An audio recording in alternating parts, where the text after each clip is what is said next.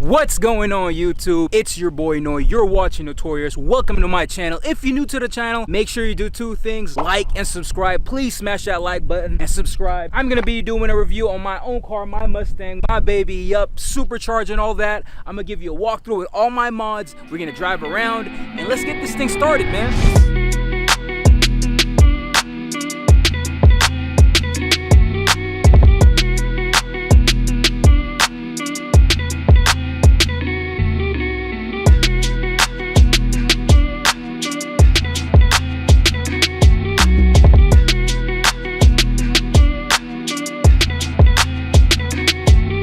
Alright, again guys, if you're new to the channel, make sure you do two things: like and subscribe. So we're gonna go ahead and get this going. So I got the car from Ohio actually.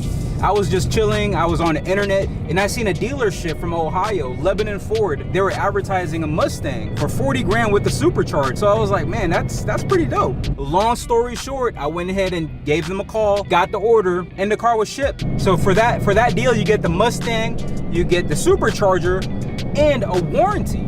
It was awesome when it got shipped. I was at work, got a call from the delivery guy. Hey, meet me at the spot. And I just seen my Mustang, but that can't be mine. That can't be mine. And I was like, oh my God, I really just bought a Mustang. Oh, it's brand new. I get this awesome certificate showing that it's like supercharged, it has the VIN number, certified by Lebanon Ford and all that. It was awesome, man. I definitely felt badass. Let's get right into the mod list. All the things that I've done with the Mustang, starting from the wrap. I really love this wrap.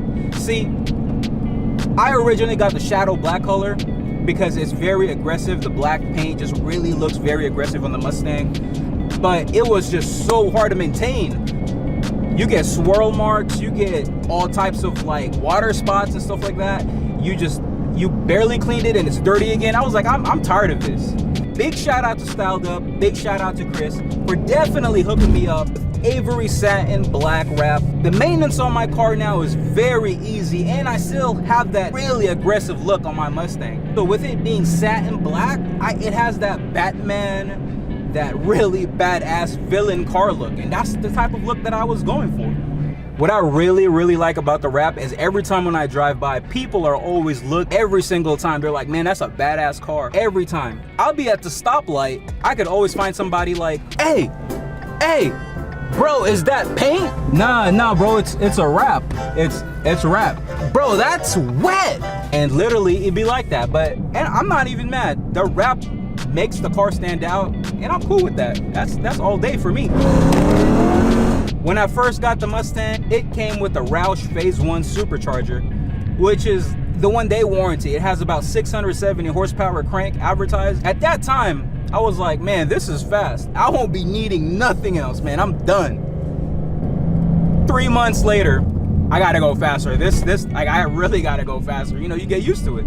So I find out Roush offers a Phase 2 package, which pretty much is just a smaller pulley, a booster pump so you get more fuel to the injectors, and a more aggressive tune. That's advertised as 727 HP crank. I literally could feel the difference from 670 to like 727. I could literally feel the difference. I'm like, I don't have to upgrade anymore. This is it. I'm not gonna have to upgrade. This is really fast. 3 months later, I'm sorry, I think about 3 or 6 months later, I gotta go faster. So I actually ended up upgrading a few things under the hood. I went ahead and got a JLT intake. I also got a VMP 67mm throttle body, you know, for more airflow, right? I also got ID 1000 injectors. With all this combined in an aggressive tune from Lund, the car is much faster. Faster than what I've had it before.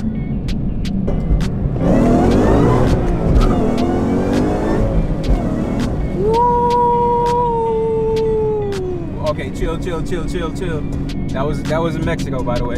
So I don't have an official dyno of all the stuff that I've done with the Lund tune, but from the data from the internet, from people that have the same setup what I have, I should be over 600 to the wheel.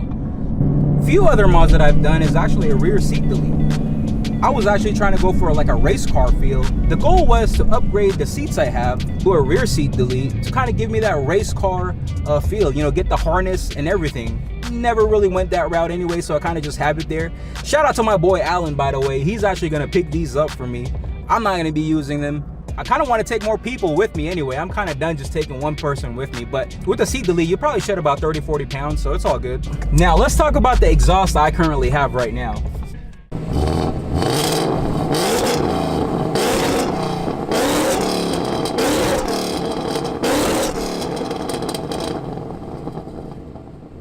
I regret to inform you, I have the stock exhaust. The only difference is I have the X-Pipe. That's it. I used to have Borlas and it was just screaming freedom. That thing was loud and I absolutely loved it.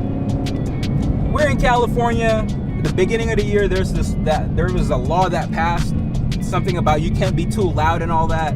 And I was tripping. I was like, dude, I don't want to get a $1,000 fine. So man, I sold the Borlas and put my stocks back on, and I mean, it sucks because at this moment that I'm recording the video, I don't believe that they're making a big deal out of this anymore. A lot of my buddies are going back to their loud exhaust. I wish I would have just kept that Borlas on here because I love that exhaust. So with the stock exhaust I have, yes, it is quiet. Yes, it sucks, but there's one advantage, all right? I could hear the supercharger scream because the exhaust is not that loud, and I fucking love that. Woo! I'm not sure if you can hear that whine from the camera, but with my Borlas, you could never hear that whine. All you hear was screaming freedom, but it's all good. I don't know. I might keep this exhaust just because I love hearing that whine, but I may switch back to the Borlas. I don't know yet. Downshift. Oh, yeah. We do maybe just a soft pull. Just.